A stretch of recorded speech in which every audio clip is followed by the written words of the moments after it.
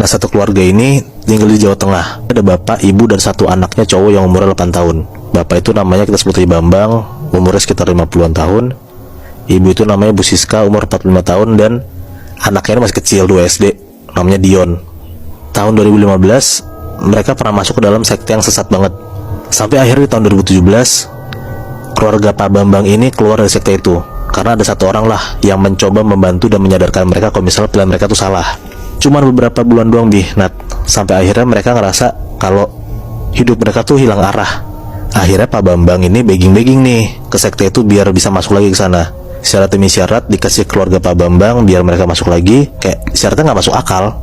Yang disuruh nyiapin beberapa darah korban gitu dan dikasih ke sektenya, ke kepala sektenya. Tapi mereka berdua, si Pak Bambang sama Bu Siska ini ngelakuin aja gitu. Pemimpin sekte itu kayak ngasih satu barang yang katanya bisa bikin orang yang mereka pilih itu langsung kesihir gitu. Bentukannya kayak kalung gitu Nat.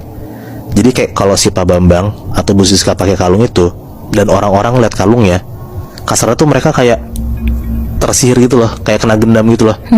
Jadi kayak mereka nggak sadarin diri, dan apapun yang Pak Bambang dan Bu Siska ngomong ya nurut aja. Akhirnya mereka langsung nyari tumbal. Sekitar jam 2 pagi, Bu Siska keluar rumah dan ketemu sama satu cowok yang lagi ngeronda. Bu Siska tuh di sana kayak nawarin makan gitulah sama cowok yang lagi ngeronda ini, karena kan sendirian kan. Tapi dia bilang kayak makanannya di rumah. Kalau misalnya si mas-mas ini mau makan sama Bu Siska, ya ke rumah dia, ke rumah Bu Siska. Ya udahlah, si cowok ini nurut-nurut aja, nggak ada curiga sama sekali. Ikutlah ke rumah Bu Siska. Sampai di rumah Bu Siska dan udah masuk ke kamar, tiba-tiba diajak ke kamar. Jadi tuh posisinya si cowok ini maju duluan masuk ke kamar, baru Bu Siska nyusul. Pas sudah masuk, pintu ditutup dan tiba-tiba cekrek, dikunci gitu. Si cowok ini kaget lah, kayak tiba-tiba kok pintu dikunci. Nengoklah dia ke belakang kan, ke Bu Siska ini. Dan pas si cowok ini ngeliat ke belakang, dia tuh ngeliat kayak Bu Siska tuh cantik banget gitu Nat. Jadi kayak gue diajak sama cewek cakep ke kamar ini, jadi kayak kesihir gitu loh. Ya karena si cowok ini ngeliat si kalungnya itu, Bu Siska tuh pakai kalungnya. Abis itu si Bu Siska sama cowok ini ya berhubungan intim lah. Dan gak gitu lama, after berhubungan intim, kepala si cowok ini langsung dihantam pakai besi sama Bu Siska ini. Tumbang lah si cowok ini, bener-bener kayak gak bisa gerak sama sekali. Dicek sama Bu Siska udah gak ada nyawanya. Akhirnya badan si cowok ini diseret ke dalam ruangan, kayak satu ruangan gitu lah di rumah Bu Siska dan Pak Bambang. Dan darah si cowok ini disaring, kayak disedot gitu.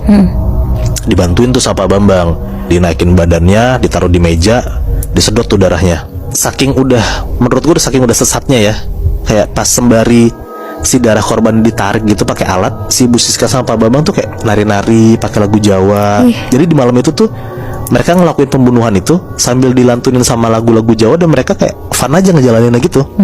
Wow.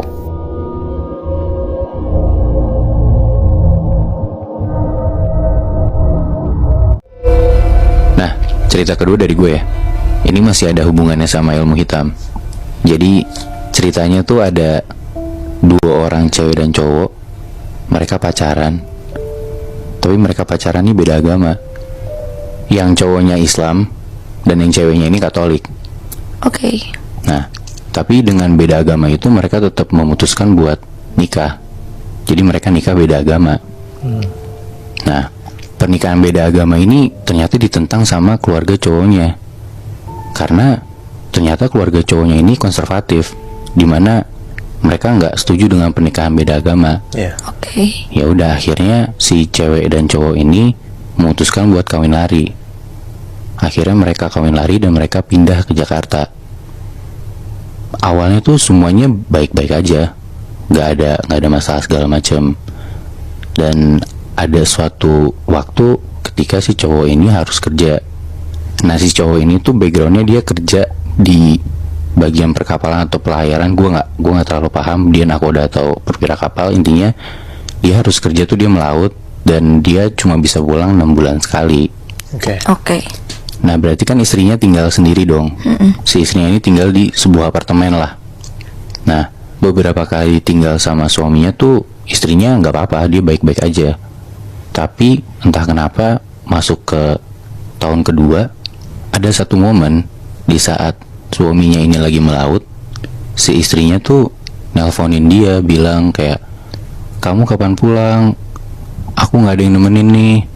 Terus dia nangis-nangis segala macem.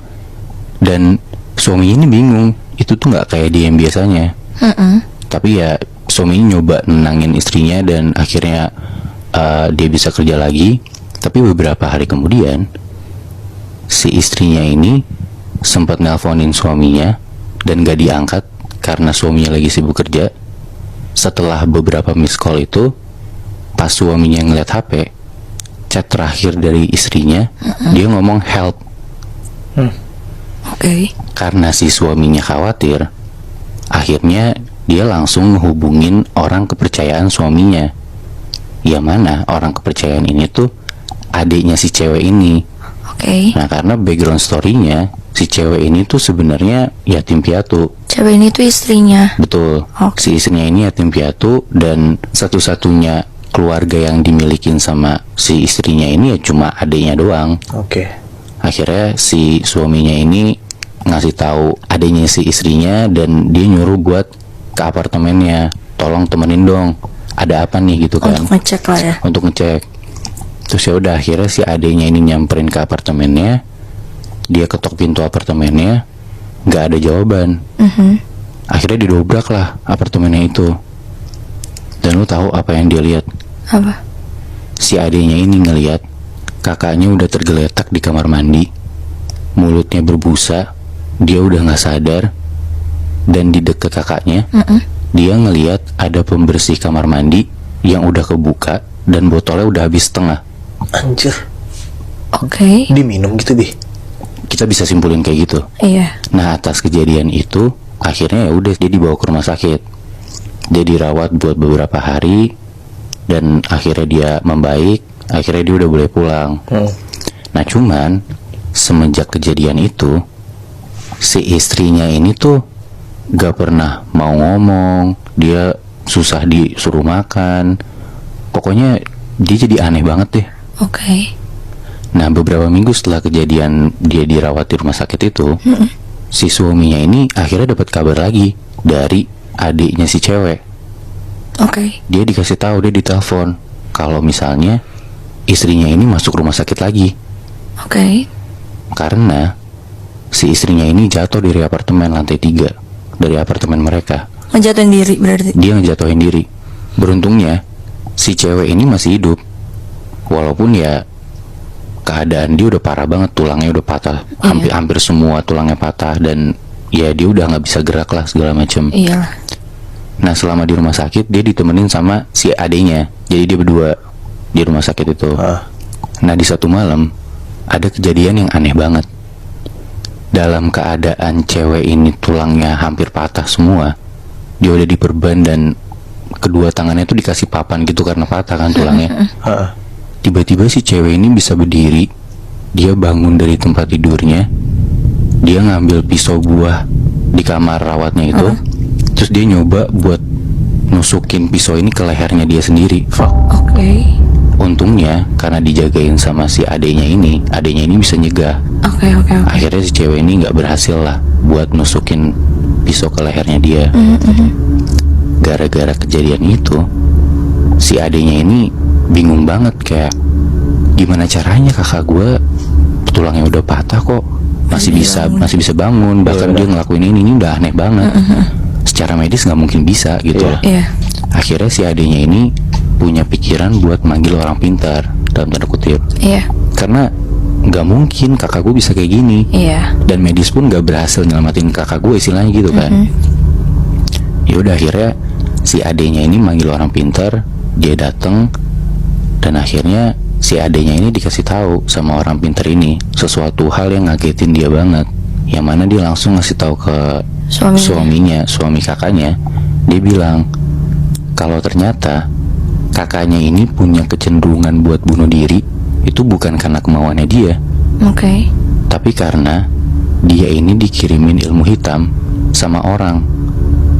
Dan lu tahu siapa orang yang ngirimin? Siapa? Ternyata yang ngirimin itu adalah keluarga si cowoknya. Keluarga cowok ini dari awal kan gak setuju sama pernikahan mereka. Makanya keluarga si cowok ini nyari cara gimana misahin mereka berdua. Tapi di sisi lain, si keluarga cowok ini tuh beranggapan kalau perceraian tuh masih suatu hal yang aib gitu, masih tabu. Makanya keluarga si cowok ini nyari cara gimana misahin mereka berdua tanpa adanya perceraian. Oke. Sampai akhirnya keluarga si cowok ini berkesimpulan buat ngebunuh aja nih si cewek. Oke, ngerti. Jadi lu bayangin aja, lu dikirimin ilmu hitam dari orang tua lu sendiri buat nyelakain pasangan lu. Kalian pernah gak sih? Kalian kenal sama seseorang, kalian tahu sifatnya dia kayak gimana, caranya dia bicara, pokoknya kalian kenal banget deh. Tapi di satu waktu kalian ngeliat dia gak kayak dia yang biasanya. Tapi gimana kalau ternyata perubahan sikap itu ada hubungannya sama hal-hal yang berbau mistis? Cerita ini gue dapet dari teman gue. Jadi tuh ada satu keluarga, bapak, ibu, kakak sama adik. Si kakak dan adik ini bedanya 7 tahun. Kakaknya SMA, adiknya SD. Karena orang tua mereka dua-duanya kerja, kakak sama adik ini sering ngabisin waktu bareng. Karena ya bokap nyokapnya sibuk. Yang nyiapin makan buat adiknya ya kakaknya. Kalau ada apa-apa, adiknya selalu nanya kakaknya, minta bantu kerjain PR. Semuanya harus dibantuin karena si kakak ini menggantikan peran bokap nyokapnya yang kerja. Ya intinya mereka lumayan deket lah. Nah di satu malam mereka cuma berdua di rumah. Si adik udah tidur di kamarnya di lantai 2. Lantai 2 tuh cuma ada kamar kakak dan adiknya. Si kakaknya ini setelah ngurusin adiknya seharian, dia tiba-tiba lapar. Akhirnya dia mikir buat bikin mie instan aja. Akhirnya dia turun ke bawah, ke dapur. Dan di lantai bawah tuh ada dapur dan ruangan keluarga lainnya lah. Pas lagi bikin mie instan, dia dengar ada suara pintu kebuka dari atas. Yang mana dia pikir itu adiknya. Dan ternyata setelah dia lihat, itu benar adiknya turun. Sampai di anak tangga terakhir, adiknya ngelihat ke arah kakaknya. Kakaknya nanya dong, kenapa dek? Adiknya cuma diem dan justru dia langsung naik ke atas. Si kakak bingung, ada apa nih sama adik gue? Akhirnya dimatiin kompornya dia langsung naik ke atas. Sampai di depan kamar, dia ngelihat kamar adiknya kebuka sedikit. Untuk mastiin adiknya baik-baik aja, dia ngeliat ke dalam dong. Tapi begitu dia lihat ke dalam, ternyata adiknya udah tidur. Tapi ya udah, karena nggak mau ganggu adiknya, akhirnya dia tutup pintunya lagi. Dia mau turun ke bawah. Tapi baru beberapa langkah dia mau turun ke bawah, dia dengar suara dari dalam kamar adiknya. Kakak. Di situ kakaknya bingung. Akhirnya dia buka lagi pintu kamar adiknya, dia lihat ke dalam. Tiba-tiba dari yang tadinya dilihat adiknya tidur, di sini adiknya udah bangun. Adiknya duduk mematung di atas kasur. Dia nanya sama adiknya, kenapa dek? Adiknya jawab, kak, tolong adik kak. Kakaknya makin bingung di situ. Akhirnya dari yang dia dari depan pintu, dia masuk ke dalam. Dia hidupin lampu di samping tempat tidur adiknya. Ketika lampu udah nyala, dia ngelihat adiknya tuh mukanya pucat, matanya kosong. Dan pas dia pegang adiknya, tangannya tuh dingin. Dia ngerasa kayak ini gak kayak adiknya yang biasanya, karena ya adiknya gak kayak gitu. Dan adiknya tuh kalau ada apa-apa pasti ngomong ke kakaknya. nggak yang diem-diem aja kayak gini. Iya.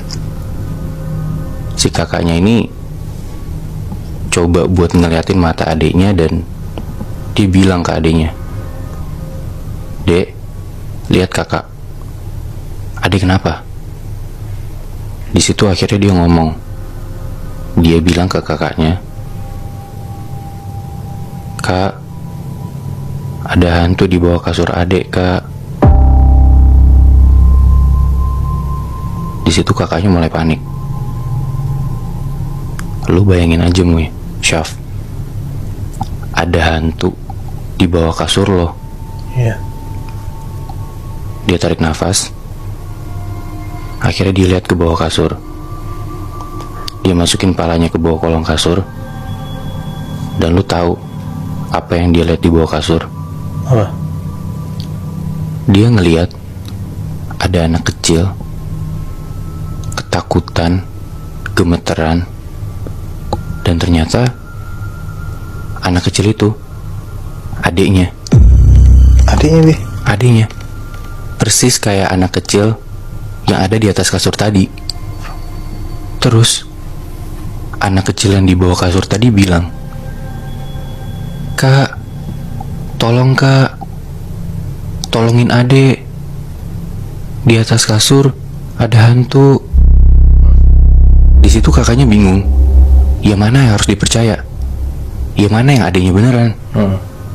Tapi di tengah kepanikannya dia, anak kecil yang di bawah kasur selalu minta tolong. "Kak, tolong Kak, adik takut." Dia tarik nafas.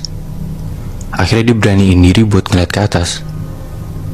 Dan ternyata anak kecil yang tadi di atas kasur udah nggak ada.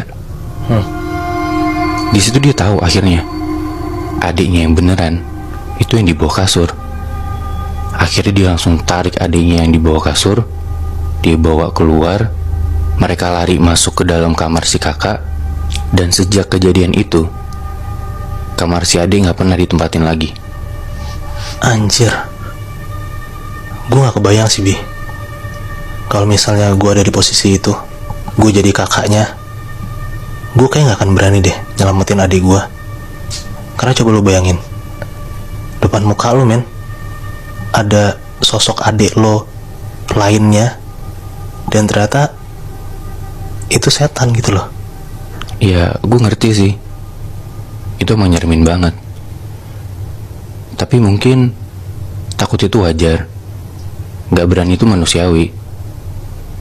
Tapi kita butuh tahu, ada waktu-waktu dimana kita harus maksain diri kita buat berani sama hal apapun, bahkan sama hal-hal mistis sekalipun.